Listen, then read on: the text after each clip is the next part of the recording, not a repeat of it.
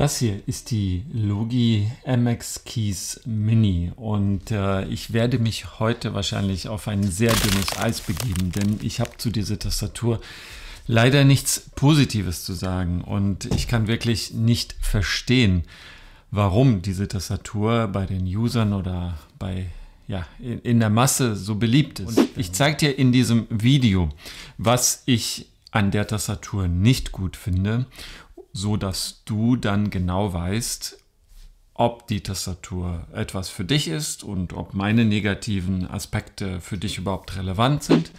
Zum einen ist sie richtig dick, also das ist definitiv wesentlich dicker als die Apple Magic Tastatur. Hier mal im direkten Vergleich mit der Apple Magic Keys Tastatur. Du siehst eben sehr, sehr deutlich, dass die Tasten viel dicker sind. Wenn du sie häufiger mitnimmst, dann ist das schon sehr relevant, wie dick und wie schwer die Tastatur ist. Hier in der Tasche trägt sie definitiv mehr auf und auch vom Gewicht definitiv wesentlich schwerer als die kleine Apple-Tastatur, die viel, viel leichter ist und hier in der Tasche fast spurlos verschwindet. Das Schlimmste an dieser Tastatur ist, dass sie vibriert. Also wenn ich so drauf tippe, dann vibrieren die Tasten. Das ist ja noch gar nicht mal so schlimm. Wenn ich aber am Tippen bin, dann habe ich das Gefühl, als ob die ganze Tastatur vibriert und sie gibt es auch in den Tasten als Feedback wieder und du hast das Gefühl, als ob du, weiß nicht, du kennst das vielleicht, wenn du auf einem so billigen Notebook tippst, dann vibriert die Tastatur und da hast du das Gefühl, so durchzudrücken und hast nicht das Gefühl, dass die Tastatur ein sauberes Feedback hat. Das bin ich von der Apple Magic Tastatur gewohnt und das finde ich eben an dieser Logi MX Keys so dermaßen schlecht. Und gerade wenn du vom MacBook die Tastatur gewohnt bist, dann wirst du diese Tastatur definitiv nicht mögen. Also es vibriert nicht nur beim Drücken, sondern es vibriert nach. Also die ganze Tastatur scheint in Vibration versetzt zu werden. Zusätzlich sind die Tasten sehr weich gelagert. Also die haben keinen richtigen Druckpunkt. Du weißt nie, ist die Tastatur jetzt, ist der Anschlag jetzt durch gewesen oder nicht. Ne, als ob da so eine Art Schaumpolster dahinter liegt. Ja, das sorgt dafür, dass die Tastatur sehr leise ist.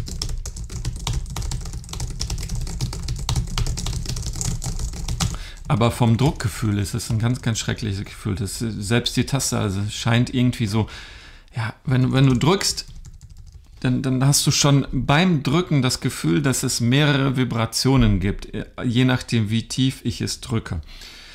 Das fühlt sich einfach falsch an. Und beim Tippen vertippe ich mich tatsächlich sehr, sehr oft genau aus diesem Grund. Und die Tastatur an sich ist auch definitiv viel, viel leiser. Du hörst schon, dass der Druckpunkt hier viel, viel kürzer ist. Ja, jetzt werden sicherlich ganz viele sagen, ja, aber das ist doch gerade toll, dass der Druckpunkt hier auf dieser Tastatur so lang ist, weil viele mögen ja auch mechanische Tastaturen zum Beispiel.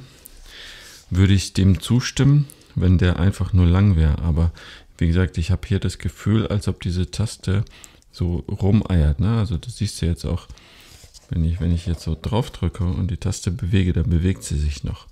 Und das ist eben dieses Schlimme dran. Also man hat das Gefühl, man hat keine Kontrolle über den Tastenanschlag. Hier habe ich die Kontrolle über den Tastenanschlag. Da weiß ich ganz genau, wann ist der Tastenanschlag gegeben und wann nicht. Und wenn er jetzt sagt, okay, das ist hier eine Werbung für eine Apple Keys, Magic Keys Tastatur, nein. Es gibt eine von Satechi. Die ist meiner Meinung nach wesentlich besser als die von Logi. Die gibt es auch in klein. Ich habe sie normal in groß. Das ist eine etwas ältere Tastatur, aber die ist tatsächlich wesentlich besser, meiner Meinung nach, als die Logi-Tastatur. Die hat einen wesentlich sauberen Tastenanschlag hier. Vibriert allerdings auch ein bisschen. Das liegt aber daran, dass sie jetzt schon irgendwie, keine Ahnung, 7 Jahre alt ist. Aber diese würde ich definitiv der Logi bevorzugen gegenüber. Und meine Lieblingstastatur ist aber immer noch die Apple Keys. Die Apple Magic Keys Tastatur. Ja, und der letzte und fast schlimmste Grund ist dafür, dass diese Beleuchtung, wenn du sie denn einschaltest, dafür sorgt, dass du auf den weißen Tasten keine Buchstaben mehr siehst. Denn du hast weiße Tasten und ein weißes Licht ergibt eine weiße Fläche, wo du nichts mehr von weiß unterscheiden kannst. Wenn du die Tastatur jetzt ausschaltest, dann kann man die Ziffern und die Buchstaben sehr gut erkennen. Aber wenn du die dann einschaltest und die Hintergrundbeleuchtung geht an, siehst du nichts mehr. Das heißt, du musst tagsüber, wenn es hell ist, tatsächlich die Beleuchtung komplett ausschalten. Diese beiden Gründe, die Hintergrundbeleuchtung und die Vibration, sind für mich so ein absolutes No-Go für diese Tastatur, dass ich es wirklich nicht verstehen kann, warum diese Tastatur so beliebt bei den Leuten ist. Ja. Das war eben das, was ich mit dir teilen wollte, denn ich habe wirklich sehr, sehr lange mit dieser Überlegung rumgespielt, mir die Tastatur zu kaufen, ja oder nein. Und mir hätte da so ein Video sehr geholfen. Falls ich dir jetzt mit diesem Video bei der Entscheidung geholfen habe, dann freue ich mich über ein Like oder ein Abo. Ich teste auf diesem Kanal häufiger Gadgets wirklich unter realistischen Bedingungen und ja, lese nicht nur herstellerspezifische Texte ab. Wenn du also reelle und ehrliche Tests gerne dir anschaust, dann schau mal in diese Playliste. Dort habe ich beispielsweise Bluetooth-Kopfhörer getestet auf ihre Mikrofonqualität. Und diese Tests findest du so nicht ein zweites Mal auf YouTube. Und darauf bin ich besonders stolz. Ansonsten bis zum nächsten Mal. Ciao.